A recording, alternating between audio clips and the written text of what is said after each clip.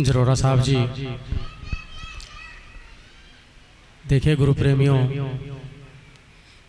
जरोरा साहब ने बहुत अच्छी बातें आपको बताई, लेकिन हमारे पास उन बातों को न सुनने का समय है, ना उनके ऊपर मंथन करने का समय है, क्योंकि हम घर से सोच करके ही आते हैं कि बस 1-1.5 बजानी और गुरु महाराज जी की आरती करीनी और चावल खाएनी और अपने घर को चले, क्योंकि हमारे पास समय नहीं है, हमारी सोच है। ये जो अतिथि के रूप में इस घर में आए, ये कुछ संदेश देने के लिए आप लोगों को आए, लेकिन हमारे पास समय नहीं है, हमारी सोच नहीं है। क्यों नहीं है? क्या कारण है? क्योंकि हमने एक धारणा बना ली, अब समय नहीं है। मैं भी क्या कहूं, जरोरा साहब ने अब वो पता नहीं कितना मैटर तैयार करके मेरी तरह, जैसे मैंने इतना बड़ा तैयार किया, वो भी तैयार करके ले आए कि मैं एक कैसा संदेश आप लोगों को दे दूं, बच्चों को दे दूं, उनके पेरेंट्स को दे दूं कि कहीं उनका उद्धार हो जाए। लेकिन हमारा उद्धार तो चावल खाने से होगा, क्योंकि सरकार ने हमारे अंदर एक धारणा पैदा कर दी कि बच्चे को स्कूल भेज दो और पेरेंट्स को कहां भेज दो, कोटे में भेज दो। स्कूल में खिचड़ी खिला दो, कोटे में 5 किलो चावल दे दो। वो वहीं तक हमारी सोच सीमित कर दी, उससे आगे बढ़ने की हम सोचते ही नहीं। समय नहीं है, बोलने की तो बहुत जरूरत हो। और जरोरा साहब, मेरी बेनती है आपसे कि बड़ा अच्छा आपने प्रचार किया, लेकिन करनी और कथनी में बहुत अंतर होता है। करनी और कथनी में बहुत अंतर होता है। कह तो मैं भी बहुत कुछ रहा हूं, लेकिन उसके ऊपर अमल करना, उस पाखंडवाद को तोड़ना, उसका विरोध करना बहुत मुश्किल बात है। क्योंकि जब आप मेरे घर में जाएंगे तो देखेंगे मेरे घर में क्या 16 हथवाड़ी की फोटो लगी मिलेगी आपको। मंच में तो बहुत कुछ बोल रहे हो, लेकिन जाके देखियो शिव जी की भी मिलेगी, शेरावाड़ी की भी मिलेगी। हकीकत कुछ और है, मंच कुछ और है। लेकिन हमारे सतगुरु इसकदास जी महाराज का हकीकत भी और मंच भी एक है, एक। तो ज्यादा समय नहीं लूंगा, हमारे बीच में थोड़ा समय और है, बस आरती होगी उसके बाद मित्र सेन जी चमार बुलेटिन के हमारे बीच में पहुंचे हैं। 2 मिनट का समय जरूर लेंगे, वो समय तो उन्होंने लेना था, बड़े अच्छे प्रचारक हैं वो मिशन के, तो 2 मिनट का समय। उसके बाद हमारे महात्मा नरेश दास जी महाराज आप सभी का धन्यवाद करेंगे और सतगुरु महाराज की उसके बाद आरती होगी। तो मित्र सेन जी आए प्लीज। चमार बुलेटिन आप चेक कर सकते हैं गूगल के ऊपर, इनकी वीडियो देखें। आपको कुछ भी करने की जरूरत नहीं है, इनकी वीडियो देखें, समाज को उजागर कर रहे हैं। बोलिए परम संत शिरोमणि सतगुरु रविदास जी महाराज की, स्वामी समन्दास जी महाराज की, स्वामी इसकदास जी महाराज की, सभी संत समाज की और मेहमदपुर साहिब दरबार की भी जय। आदरणीय गुरु प्रेमियों, ये हमारा परम सौभाग्य है, हम वेस्ट यूपी से आए हैं और इनका प्रेम है यहाँ की जो आयोजक कमेटी हैं, और बहुत अच्छे अच्छे बुद्धिजीवियों के दर्शन करने का हमें सौभाग्य प्राप्त हुआ। गुरु रविदास महाराज जी ने कहा है, पढ़िए गुणिए नाम सब सुनिए, अनुभव भव न दर्शे, लोहा कंचन हिरण हुई कैसे जो पारस न परसे। कि हमें जो अच्छी अच्छी बातें हैं वो पढ़नी भी चाहिए, सुननी भी चाहिए, गुननी भी चाहिए। और साध संगत बिना भाव नहीं उपजे, भाव बिन भक्ति ना होए तेरी, कह रविदास एक बेनती हरसो पैज राखो राजा। तो साधु संतों की संगत करने से भी बहुत कुछ प्राप्त होता है।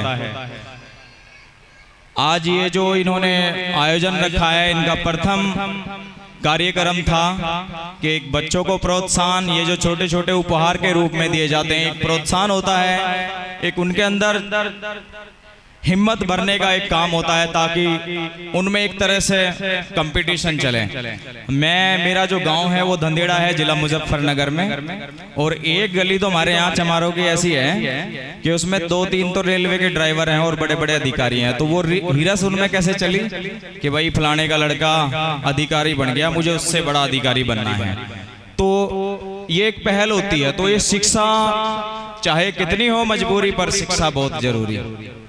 तो जो अखिल भारतीय संत शिरोमणि सतगुरु रविदास मिशन है, जिसके अध्यक्ष व संस्थापक सतगुरु स्वामी समनदास महाराज जी, हम भी उन्हीं के सेवादार हैं और ये शिक्षाएं उन्हीं की दी हुई है। उन्होंने अपने वर्तमान समय में 5-6 स्कूल खुलवाए थे। एक स्कूल तो उनका 1976 में, आज भी उसके ऊपर पत्थर लिखा हुआ है, जिला मुजफ्फरनगर बरवाड़ा में, अभी भी वो चलता है। और उसकी विशेषता आपको बताता हूँ कि जितने भी उसमें लड़कों ने सेवा दी है ना, पढ़ाया है, कम से कम 150 लड़के नौकरियों पर हैं उस गांव के, जिसने उस स्कूल में पढ़ाया है। 48-50 साल पुराना स्कूल है वो, गुरु स्वामी समनदास जी का चलवाया हुआ, और उसका नाम भी गुरु रविदास प्राइमरी पाठशाला है। तो शिक्षा और गुरु जी का जो मिशन था, सबको शिक्षा सबको दीक्षा, मिले सभी को अंजल, और सबके हित की बात करता है गुरु रविदास मिशन। और उस स्कूल की विशेषता ये है कि उसमें मंदिर भी है और स्कूल भी। तो ये जिस तरह के हमारे गुरुघर बने हुए हैं, इनका हमें बहुत फायदा है। पहले हमारे लोगों के पास जमीनें नहीं थी, भेदभाव की श्रेणी में आते थे, तो लोग स्पर्शता मानते थे, छुआछूत मानते थे। आज बड़े बड़े आश्रम है, अपने गुरुघर हैं। लोग अगर आज भी इस समय में भी कहें कि हमें मंदिरों में नहीं जाने दिया जाता, स्कूलों में नहीं जाने दिया जाता, तो वो उनकी गलत बात है। आज बहुत सारे विद्यालय खाली पड़े हैं, हमारे लोग जाते नहीं हैं। हमारे बच्चे कुसंगति का शिकार हो रहे हैं, उनको नई नई सुविधाएं चाहिए। लेकिन जो कमाई के तंत्र हैं, आज का युग ऐसा है, अब जो आधुनिक युग चल रहा है, उसमें अगर आपकी जेब में अच्छा पैसा है, अच्छा आप काम धंधा करते हैं, तो आप अपने घर की जीविका को चला सकते हो, नहीं तो परेशानियां का भंडार आपके सामने खड़ा हुआ है। तो इसलिए शिक्षा जो है एक जरिया है अच्छा जीवन जीने का, एक सभ्य समाज में प्रवेश करने का और अच्छी एजुकेशन लेने का। और मैंने तो देखा है कि भाई कुछ जानकारी के अनुसार पता चला है कि हरियाणा और पंजाब में हमारे लोगों के पास जमीनें बहुत कम है, क्योंकि जिनके पास जमीनें होती हैं उनको ये भी भरोसा होता है, चलो जमीनें अगर पढ़े लिखे कामयाब भी नहीं हुए तो जमीनों में कर खा लेंगे। लेकिन भाई अगर हम लोग पढ़े लिखे नहीं, जमीनें नहीं है, तो कहीं कम से कम अच्छी नौकरी कर सकते हैं और प्राइवेट सेक्टरों में अच्छी जॉब करके अपना सम्मान भरा जीवन तो जी सकते हैं। विदेशों में यहाँ पंजाब और हरियाणा के लोग ज़्यादा जाते हैं, क्योंकि यहाँ अगर काम नहीं है तो विदेशों में भी अगर आदमी पढ़ा लिखा होगा तो, क्योंकि कुछ देश ऐसे हैं जो अनपढ़ लोगों को प्रवेश वहाँ वर्जित है। तो शिक्षा का बड़ा महत्व है।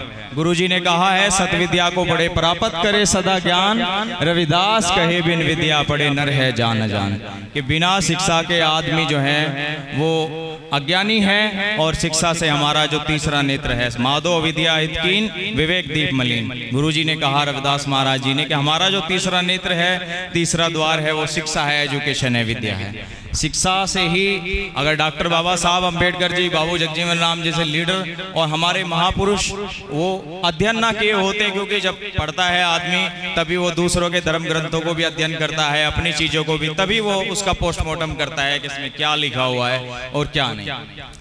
तो यहाँ की जो महमदपुर साहिब की प्रबंधक कमेटी है, हम उनका बहुत बहुत धन्यवाद करते हैं, और महात्मा जी भी बहुत सादगी भरे हैं, और इन लोगों ने इतना बड़ा आयोजन किया है, तो वो हम ये सभी धन्यवाद के पात्र हैं। और जो लोग बेचारे अपना काम धंधा छोड़ करके अपने बच्चों से दूर, परिवारों से यहाँ जॉब करते हैं, और वो उन लोगों ने भी समय दिया, भाई देना चाहिए। देखो एक बात तो है कि शिक्षा जो है वो पैसे के बदले मिलती है, ये तो सत्य आता है। ऐसे बहुत सारे लोग हैं जो नहीं पढ़ पाए, हम लोग भी थोड़ा अटक गए थे, क्योंकि किसी के घर में भाई किसी के माताजी पिताजी सो जो को होती हैं, हमारा तबका जो है वो गरीब समाज है।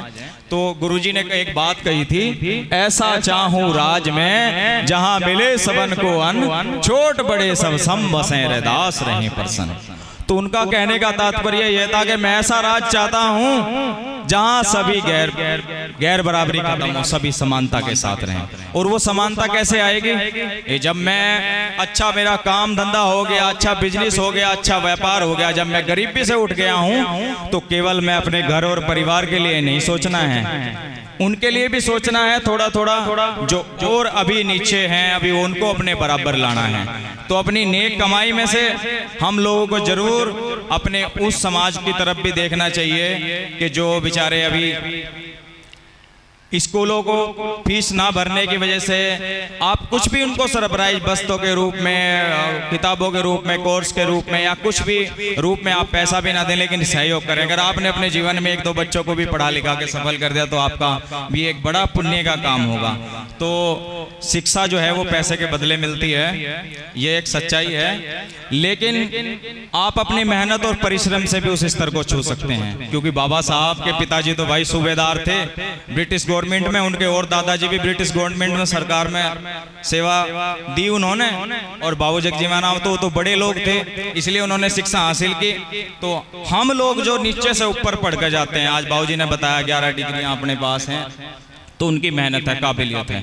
जी लगा के पढ़ो, जिससे अपना भविष्य बनाना, नहीं तो चौक चौराहों पे आपको शाम को मिल जाएंगे कोई वो सफेद सा वो चूने की तरह होता है, वो नशीले सिगरेट, सुल्फा, चरस, गांजा, जितने भी सारे ऐप सबाब बीमारियां हैं वो हमारे समाज में सबसे ज्यादा देखने को मिलती हैं। गुरुजी ने भी कहा, रैदास मदरा नहीं पीजिए चढ़कर जाओ उतराए, नाम महारस पीजिए चढ़े नहीं उतराए। ऐसे नशों का क्या करना जो सुबह पियो शाम तक उतर जाए। ऐसा काम करो, ऐसा नाम करो, सारी दुनिया में आपकी जस कीर्ति फैले, आपका सम्मान हो।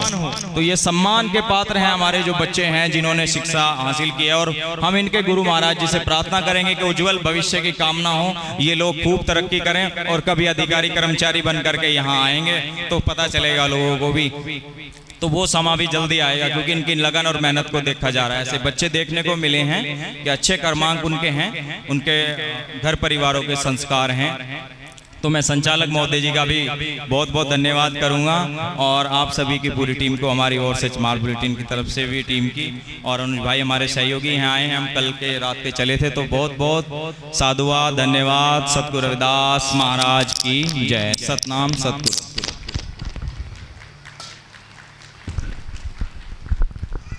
बहुत बहुत धन्यवाद जी मित्र सेन जी।